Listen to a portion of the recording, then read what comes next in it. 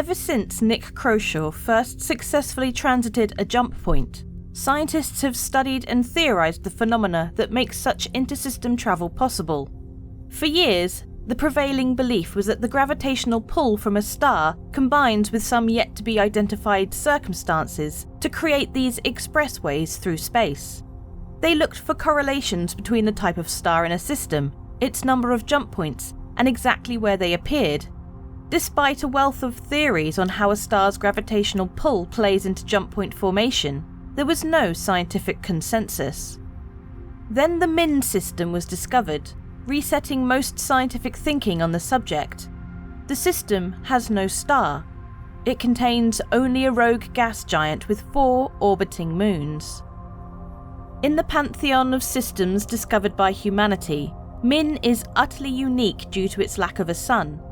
Rumours that a dark system, devoid of light, existed in certain outlaw circles for years, but most believed it to be nothing but a tall tale. These tales propagated because Min's initial discovery was kept a secret for over 2 centuries. That decision can be credited to the Hathor Group, which owned most of the system now known as Nexus between 2468 and 2672. They mined its planets until almost all resources were exhausted, while enforcing few laws, which resulted in the strong outlaw presence that exists in the system to this day. At some point in 2473, a Hathor-owned ship discovered a jump into the Min system from Nexus. Exactly who flew through this first jump is unknown, so the discovery simply remains credited to the Hathor Group. For over 200 years, knowledge of Min's existence remained a company secret. Historian Eden Andres believes this secrecy was initially driven by a desire to keep the system's resources for themselves.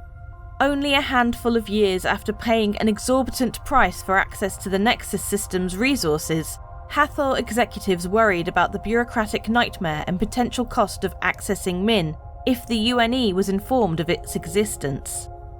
Instead, Hathor Group CEO Russell Gurney kept Min a closely guarded secret, even going so far as to create a covert division to chart, scan, and assess the system's economic potential.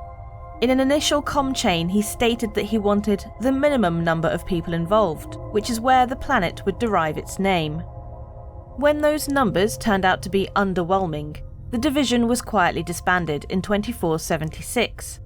After that, most mentions of the system vanished from Hathor Group documentation, though some evidence suggests it was occasionally used as a dumping ground for toxic mining byproducts.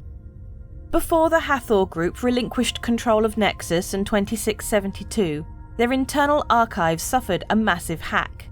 The coordinates to the Min jump point ended up among the vast stores of compromised data.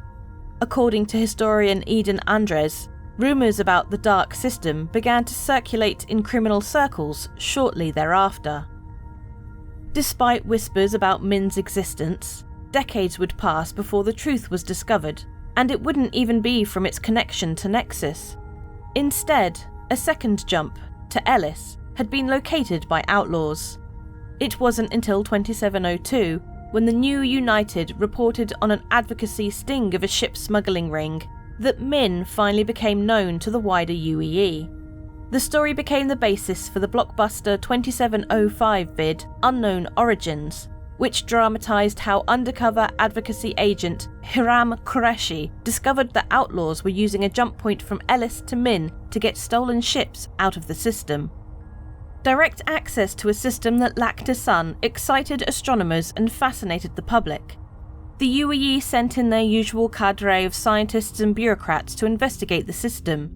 Aside from the novelty, they determined that its lack of resource or habitable locations made it unworthy of claiming for the Empire.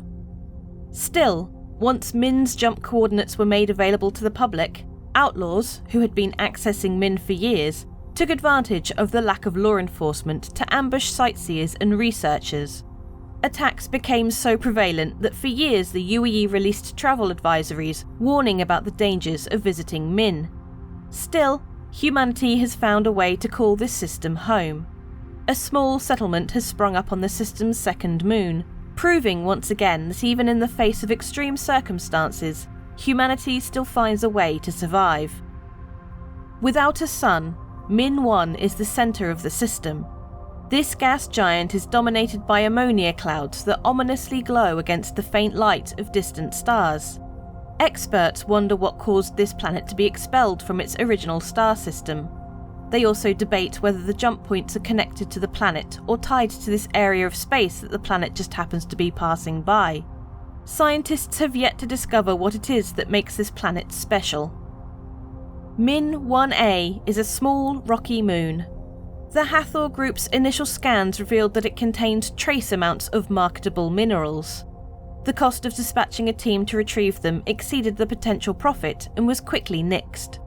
When the system was opened to the public, these pockets of minerals were targeted for excavation by small mining concerns. Somehow, life has found a way to survive on Min 1B despite its meagre prospects.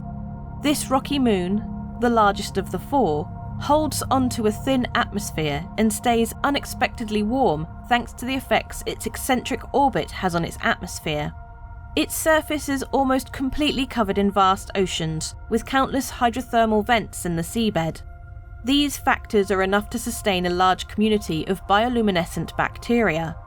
Their ghostly glow radiates up from the ocean floor, making for an almost surreal visual when combined with the stars in the black sky.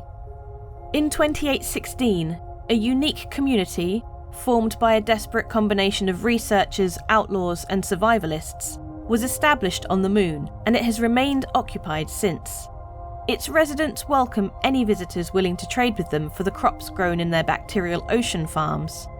To learn more about the people who inhabit what must be the strangest human settlement in the universe, watch the exceptional 2921 docu-vid Sunless Souls.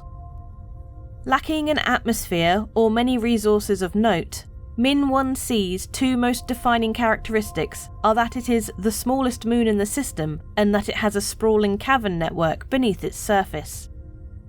As Min's most distant moon, outlaws frequently use Min 1D's massive impact craters to hide in and wait for the next unsuspecting ship to arrive.